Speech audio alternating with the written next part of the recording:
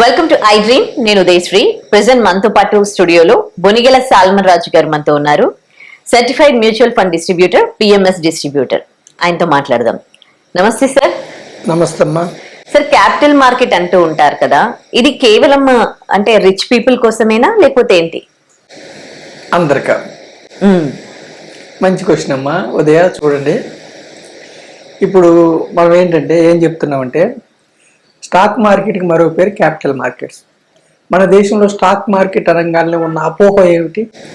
అందులో డబ్బులు పోగొట్టుకుంటారు పెట్టి అని. డబ్బులు పోగొట్టుకుంటారు, సూసైడ్లు చేసుకుంటారు, అవును అని అపోహ. అయితే కొంతవరకు నిజమే. ఎందుకని అంటే ఎవరైతే ట్రేడింగ్ చేస్తున్నారో స్టాక్ మార్కెట్లో లక్షలు కోల్పోతున్నారు. ట్రేడింగ్ చేయొద్దంటారా? ట్రేడింగ్ లీగలే, సెబీ అండర్లో ఉంటుంది, హై నాలెడ్జ్ ఉండాలి. ఎక్కడైతే క్యాపిటల్ మొత్తం పోతుందో, అంటే పెట్టిన సంపద అంతా పోతుందో, అది రిస్క్. ఓకే. ఇన్వెస్ట్మెంట్ లో ఏమిటంటే మొత్తం డబ్బు జీరో కాదు. మనం ఎందుకే సేవింగ్స్ వద్దు, ట్రేడింగ్ వద్దు, ఇన్వెస్ట్మెంట్ చేయండి అని చెప్తున్నాం మనం. క్యాపిటల్ మార్కెట్స్ కేవలం ధనవంతులకైనా, ఇప్పుడు అదానీ గారు, అంబానీ గారు, ముఖేష్ అంబానీ గారు, టాటాలు, పెద్ద పెద్ద కార్పొరేట్ ఓనర్స్ ఉన్నారు. వాళ్ళతో పాటు మనం కూడా సహా ఇన్వెస్టర్ గా ఉండొచ్చు. వాళ్ళ కంపెనీస్ లో ఓనర్షిప్, వాళ్ళతో ఈక్వల్ గా అంటున్నారా? వాళ్ళ కంపెనీస్ లో ఓనర్షిప్ తీసుకుంటే వాళ్ళ కంపెనీస్ లో వాళ్ళతో పాటు వాళ్ళ కంపెనీస్ లో మనం కూడా సహా ఓనర్స్ గా ఉండొచ్చు. అదే సహా ఓనర్స్. ఇక్కడ నేను ప్రజలకి ఏం చెప్తానంటే capital markets for not only rich, capital markets for all. కాదు సార్, ఇన్వెస్ట్మెంట్ లో ఇప్పుడు బ్యాంకులలో కూడా మనము పెట్టుకోవచ్చు, చిట్స్లలో పెట్టుకోవచ్చు, ఇంకా వేరేవి చాలా చాలా ఉన్నాయి. అందరూ కలిసి ఇన్వెస్ట్ చేసుకుంటూ ఉంటారు ఏదైనా బిజినెస్ లో. మీరు స్టాక్ మార్కెట్ లోనే ఎందుకు ఇన్వెస్ట్ చేయాలంటే ఏం చెప్తారు? మంచి క్వశ్చన్. నేను ఏం చెప్తున్నానంటే stock market or capital markets లో ఇన్వెస్ట్ చేయండి. ఎక్కడ చేయమంటున్నానంటే ఫస్ట్ ట్రేడింగ్ వద్దు. ట్రేడింగ్ లో డబ్బులన్నీ పోయే అవకాశం ఉంది. ట్రేడింగ్ లో మీకు వస్తున్నాయంటే అవతల ఇంకొక వ్యక్తి గుల్ల అయిపోతున్నాడు, లైక్ లాగా. ఓకేనమ్మా. ట్రేడింగ్ లో మొత్తం డబ్బులు పోయే అవకాశం ఉంది కాబట్టి ట్రేడింగ్ వద్దు అంటున్నాం మనం. హై నాలెడ్జ్, అది ఎడ్జింగ్ కోసం ఒక పర్పస్ తో పెట్టారు సెబీ. ఓకేనమ్మా. ట్రేడింగ్ అవాయిడ్ చేయడానికి ట్రై చేయండి, బాధ్యత ప్రజలకు నేను చెప్పేది. తర్వాత సేవింగ్స్ లో మీకేమి పెద్దగా రిటర్న్ రాదు కాబట్టి సేవింగ్స్ వద్దని చెప్తున్నాం. నేను ఎస్పెషల్లీ కామన్ మ్యాన్, మధ్యతరగతి ప్రజలకి ఇండివిజువల్ స్టాక్స్ కూడా వద్దంటున్నాను. ఒక స్టాక్, ఇప్పుడు ఒక బ్యాంక్ స్టాక్ మీరు కొనుక్కున్నారు, అది కూడా వద్దంటున్నాను. ఒక ఆటో రంగం స్టాక్ కొనుక్కున్నారు, అది కూడా వద్దు. ఒక ఫార్మా రంగం స్టాక్ కొనుక్కున్నారు, అది కూడా వద్దు. ఎందుకు వద్దంటున్నాను అంటే ఎస్పెషల్లీ కామన్ మ్యాన్, మధ్యతరగతి ప్రజల్ని ఒక స్టాకు 2 స్టాకులు కొనుక్కోకుండా ఎకానమీలో ఓనర్స్ అవ్వండి అని చెప్తున్నా. ఎకానమీ అంటే ఆర్థిక వ్యవస్థలో మీరు ఓనర్స్ అవ్వండి. ఆర్థిక వ్యవస్థలో ఓనర్స్ అయితే, ఈ ఎకానమీ అంటే ఏంటంటే గ్రూప్ ఆఫ్ కంపెనీస్. నేను చెప్పేది ఎప్పుడు గ్రూప్ ఆఫ్ కంపెనీస్. ఏమిటండి ఇందులో గవర్నమెంట్ క్యాపెక్స్, అంటే గవర్నమెంట్ కి సంబంధించిన కొన్ని స్టాక్స్ ఉంటాయి, కొన్ని కంపెనీస్ ఉంటాయి. అది రక్షణ రంగం కావచ్చు, బ్యాంకింగ్ రంగం కావచ్చు, లేదంటే మ్యానుఫ్యాక్చరింగ్ రంగం కావచ్చు. గవర్నమెంట్ ఓనర్షిప్ లో ఉండే కొన్ని కంపెనీస్ లో మీరు ఓనర్ అవుతారు. తర్వాత ప్రైవేట్ రంగంలో కంపెనీస్ లో ఓనర్స్ అవుతారు. అంటే ఎకానమీ అంటే ఇప్పుడు జీడిపి 6.5% తో ముందుకెళ్తుంది. జిఎస్టి కలెక్షన్స్ 2,15,000 కోట్లు వస్తున్నాయి నెలకి. వాళ్ళు మళ్ళీ గవర్నమెంట్ మళ్ళీ ఖర్చు పెడుతుంది. ఎకానమీలో ఓనర్స్ అయితే ఏమిటంటే, మీరు ఒక కంపెనీ 2 కంపెనీలు కావాలి, ఎకానమీలో ఓనర్స్ అయితే ఆ లాభాలను మీరు తీసుకుంటారు. ఒకే కంపెనీలో అయితే ఏమిటంటే వస్తే మిక్కిలి లాభం వస్తుంది, పోతే డబ్బు ఏమవుతుంది, మొత్తం పోయే అవకాశం ఉంది. ఆ కంపెనీ దివాలా తీస్తే, సరే ఆ కంపెనీ దివాలా తీయలేదు, ఉంది కానీ పెద్దగా ప్రాఫిట్స్ లేవు, అప్పుడు కూడా మీకు ఉపయోగం ఉండదు. సో మనం ఏమంటున్నాము, ఒక కంపెనీ 2 కంపెనీలు 3 కంపెనీలు, ఎస్పెషల్లీ మధ్యతరగతి ప్రజల గురించి మనం చెప్తున్నాం కాబట్టి సేవింగ్స్ వద్దు, ట్రేడింగ్ వద్దు, క్రిప్టోలు, రమ్మీలు, బెట్టింగ్ యాప్స్ వద్దు. ఓకేనమ్మా. పాంజీ స్కీమ్స్ వద్దు, ఫ్రీలాన్స్లు వద్దు, ఇవి వద్దు. ఏం తీసుకోమంటున్నాము, ఇండివిజువల్ స్టాక్స్ కూడా వద్దు. బంచ్ ఆఫ్ స్టాక్స్, దీన్నే ఎకానమీలో ఓనర్షిప్ తీసుకోమంటున్నాం.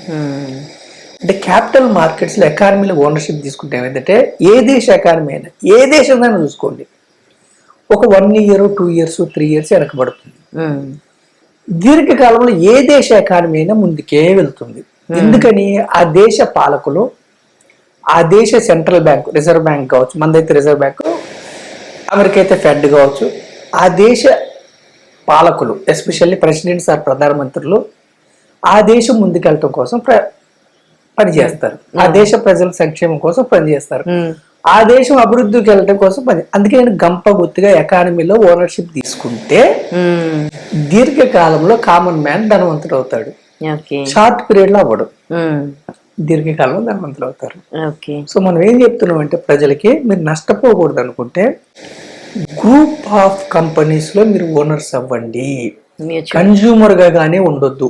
మ్యూచువల్ ఫండ్సే కాదు, మీరు ఇప్పుడు ఈటీఎఫ్లు తీసుకోవచ్చు, అది డైవర్సిఫైడ్, ఒక రంగం కాదు. ఎకానమీ అంటే డైవర్సిఫైడ్, అంటే ఒకే రంగం తీసుకుంటే ఒక ఇన్ఫ్రా రంగమే ఉందనుకోండి, ఇన్ఫ్రా వెనకబడింది అనుకో ఈ సంవత్సరం మీరు దెబ్బతింటారు.